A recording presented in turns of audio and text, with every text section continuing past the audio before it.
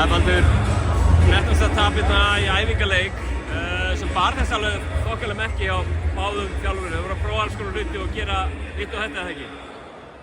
Jú, en sjálfur sér náttúrulega seinasta æfingaleikur verið mót og ég meina þú ert bara að spila fullum krafti og reyna að vinna leikinn. Hvað fyrir úrskæðs hjá okkur? Hvað styrir svona? Það er svona ekki eitthvað sem fer úrskeiðis þannig, sko, þú veist. Við erum að spila bara á móti mjög góð liði. Við spilum ágætisleik en við þurfum að spila bara, þú veist, elítleik.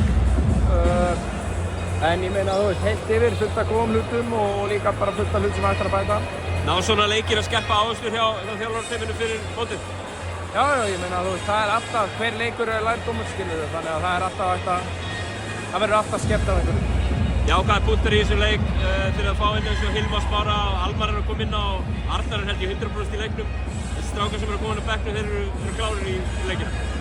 Já, ég meina, þú veist, það eru allir klárir í liðinu, sko, þú veist, það er enginn sem er ekki klár, þannig að það er bara gott, sko. Næstu dagar hjá liðinu í undirbúning, hvernig er þessu að halda?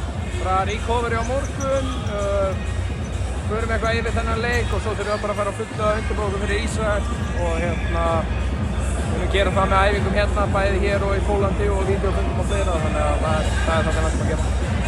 Persónulega hjá þér eftirvæntingin væntanlega farin að keyra sig upp úr þakkinu bara?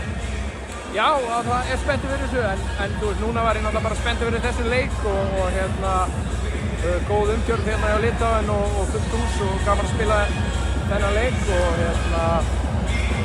þú veist, góðir punktar þarna og ætlum að gera betur. Kæra þakkir, Baldur. Takk.